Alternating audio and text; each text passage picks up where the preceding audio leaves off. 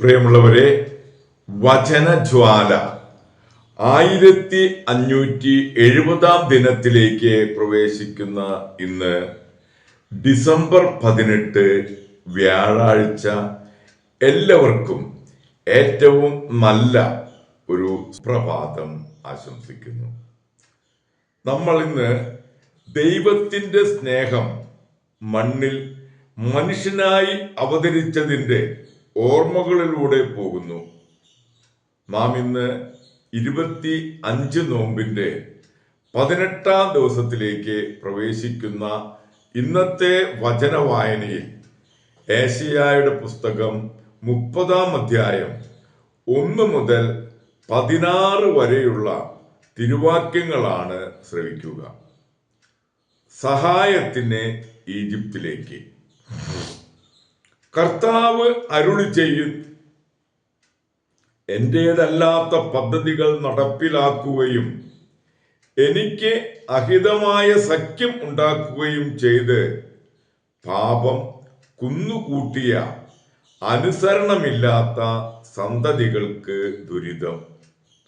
അവർ എൻ്റെ ആലോചന ആരായാതെ ഈജിപ്തിലേക്ക് പോയി ഫറവോയെ അഭയം പ്രാപിക്കുകയും ഈജിപ്തിന്റെ തണലിൽ സങ്കേതം തേടുകയും ചെയ്തു.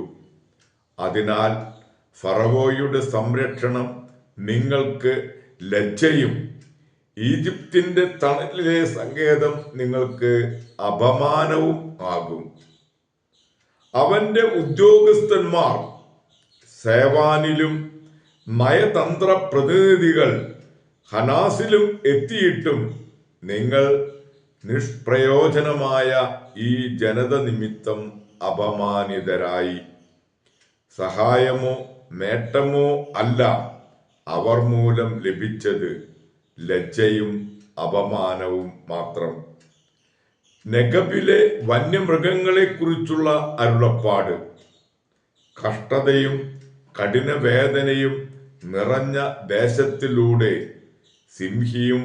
സിംഹവും അണലിയും പറക്കുന്ന സർപ്പവും ഇറങ്ങി വരുന്ന ദേശത്തിലൂടെ അവർ കഴുതപ്പുറത്ത് സമ്പത്തും ഒട്ടകപ്പുറത്ത് വിലയുറ്റ വിഭവങ്ങളും തങ്ങൾക്ക് ഉപകരിക്കാത്ത ഒരു ജനതയ്ക്ക് വേണ്ടി കൊണ്ടുപോകുന്നു.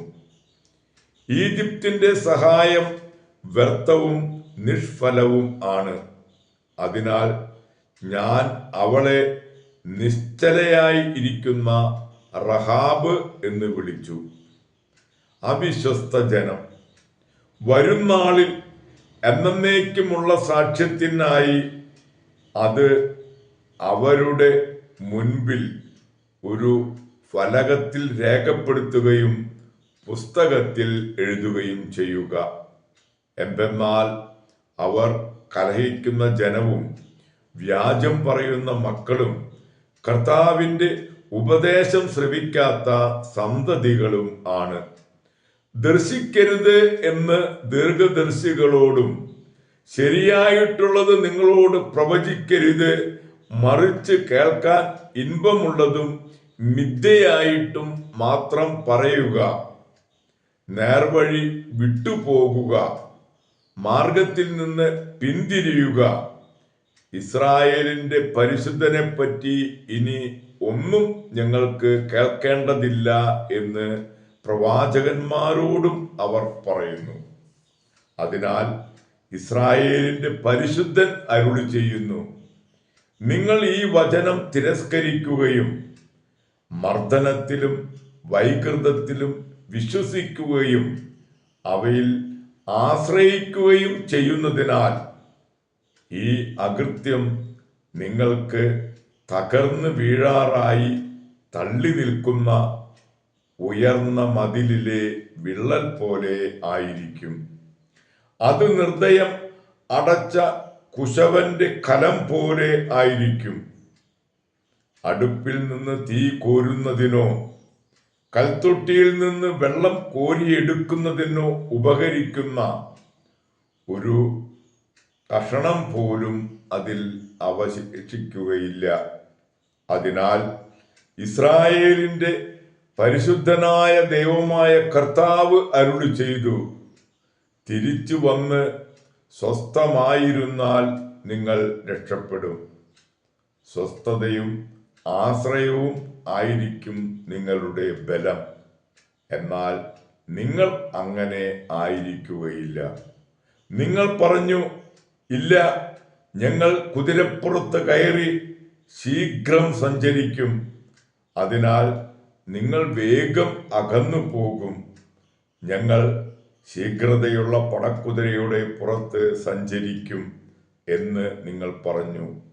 അതിനാൽ നിങ്ങളെ പിന്തുടരുന്നവരും അതിവേഗമായിരിക്കും വരുക. ദൈവത്തിൻ്റെ തിരുവചനമാണ് നാം ശ്രവിച്ചത്. പ്രിയമുള്ളവരെ, ആഗോള കത്തോലിക്ക സഭയിൽ ഇന്ന് രക്തസാക്ഷികളായ വിശുദ്ധ റൂഫസിനെയും സോഫിമൂസിനെയും അനുസ്മരിക്കുന്ന സുദിനം. 107-ാം നൂറ്റാണ്ടിൽ ട്രാജൻ ചക്രവർത്തിയുടെ കാലത്ത് രക്തസാക്ഷിത്വം വഹിച്ചവരാണ് റൂഫസും സോസിമൂസും. ഫിലിപ്പിയക്കാരായ ഈ രണ്ട് രക്തസാക്ഷികളുടെയും അന്ത്യോക്യയിലെ ഇഗ്നേഷ്യസിന്റെ കൂടെ റോമായിലേക്ക് കൊണ്ടുവരും. മല്ലരംഗത്തുള്ള വന്യമൃഗങ്ങൾക്കുള്ള ഭക്ഷണമായി നൽകപ്പെടുകയും ക്രിസ്തുവിനെ പ്രതി സഹിക്കുകയും അവർ രക്തസാക്ഷിത്വ മകുടം ചൂടുകയുമാണ് ഉണ്ടായത്.